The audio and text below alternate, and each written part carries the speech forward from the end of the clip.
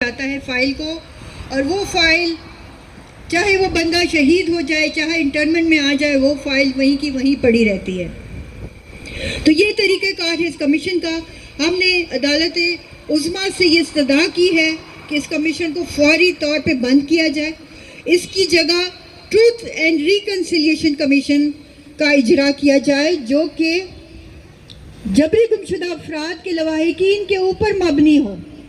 ان میں سے لوگوں کو سلیکٹ کیا جائے جو جبری گمشدہ افراد کے لواحقین ہیں، ان کو اس کا ممبر بنایا جائے، اور کچھ سپریم کورٹ کے حاضر سروس جج بھی اس کے ممبر بنے، اور اس طریقے سے ہائی کورٹ کے حاضر سروس جج اس میں لگائے جائیں، اور پھر اس کو انصاف فراہم کرنے کے لیے فراہم کیا جائے۔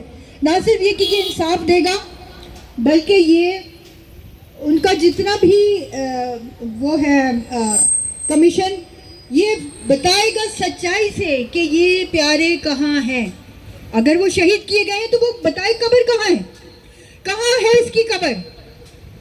اگر زندہ ہے تو کیوں گرفتار کیا ہے، کس جرم کی سزا میں گرفتار کیا ہے، کس جگہ پہ اس کو رکھا گیا ہے، کون سی جیل میں، کون سے زیر زمین ٹارچر سیل میں اس کو رکھا گیا ہے، یہ بتائے گا وہ کمیشن۔ اور اگر وہ شہید کر دیے گئے ہوں گے، جس کا کہ وہ ثبوت دیں گے، پہلے ثبوت دینے کے بعد انٹرنیشنل سٹینڈرڈز کے مطابق ان کو کمپنسیشن دی جائے گی۔ یہ ہمارے مطالبات ہیں۔ ہائی کورٹوں میں جتنے کیس چل رہے ہیں ڈیفینس آف ہیومن رائٹس کے، 60 سے زیادہ کیس اس وقت ہائی کورٹوں میں چل رہے ہیں، جن میں اسلام آباد ہائی کورٹ میں 25 کیس ہیں، اس کے علاوہ Sindh high court, Lahore high court, Peshawar high court اور بلوچستان ہائی کورٹ میں بھی کیسز چل رہے ہیں، مگر وہ سب کے سب ڈیڈ لاک کا شکار ہیں۔ کوئی پیشیاں نہیں ہو رہی، پیشیاں ہوتی ہیں تو آگے دوبارہ پینڈنگ کر دیا جاتا ہے، رسمی سی گفتگو ہوتی ہے، رسمی سی ملامت کی جاتی ہے، اور بس آگے تعلیق 2 مہینے بعد، 3 مہینے بعد، 3 مہینے بعد جب لواحقین دور دراز سے تشریف لاتے ہیں اور وہ امید کرتے ہیں کہ ہماری عرض سنی جائے گی، تو کیا ہوتا ہے کہ وہ کینسل کر دی جاتی ہے۔ اندر سے ایک ریڈر آتا ہے اور وہ کہتا ہے جج صاحب فرمان ہے کہ آپ کی کینسل ہو گئی ہے، اور وہ کینسل ہونے کے بعد جب دوبارہ مہینے بعد لگتی ہے تو دوبارہ کینسل ہو جاتی ہے۔ تو یہ تو انصاف نہ ہوا۔ ہم اس کی شدید مذمت کرتے ہیں۔ یہ جس طریقے کا انصاف یہ لوگ دینا چاہتے ہیں، یہ تڑپانا چاہتے ہیں جبری گمشدہ افراد کے لواحقین کو کہ یہ لوگ سسک کے مر جائیں، اور مر گئے ہیں۔ نہ جانے کتنے بوڑھے ماں باپ ہیں جو کہ اب اپنے بیٹوں کی راہ تکتے تکتے اس دنیا سے جا چکے ہیں۔ مسعود جنجوعہ کے دونوں ماں باپ آج اس دنیا میں نہیں، ان کی بہن اس دنیا سے چلی گئی، ان کے دونوں بھائی اس دنیا سے چلے گئے۔ اسی طرح یہاں پر کیمپ میں بیٹھے ہوئے لواحقین کے کتنے پیارے ہیں جو کہ دنیا سے چلے گئے۔ سلطان محمود صاحب کے 2 بھائی جبری گمشدہ ہیں، صادق امین اور زاہد امین۔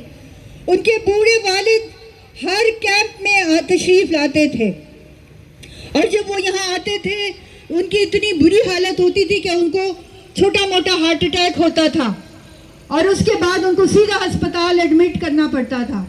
آخر کیا ہوا؟ ایک دن کھلی آنکھوں کے ساتھ وہ بوڑھا والد اس دنیا سے چلا گیا۔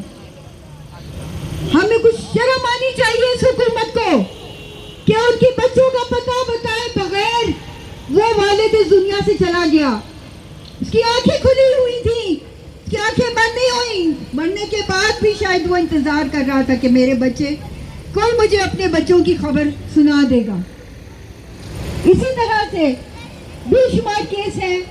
مائرہ ساجد کا کیس ہے، آئی ٹی انجینئر، دہائی پڑھا لکھا خاندان، چھوٹی 3 بیٹیوں کے سامنے، بیوی کے سامنے ساجد محمود کو لے جایا گیا، اور دن دہاڑے لے کے جایا گیا۔ دن کی روشنی میں پولیس آئی، اسلام آباد پولیس آئی اور ان کو لے کے چلے گئے، اور آج دن تک 14 مارچ کو یہ واقعہ پیش آیا۔ آج دن تک ہر جگہ وہ، ان کی وائف ہر جگہ دوڑ چکی ہیں، high court, commission, protest, camp, دھرنے، مظاہرے، صرف اتنی سی بات انہیں نہیں بتائی گئی میرا شوہر کہاں ہے، صرف اتنی سی بات.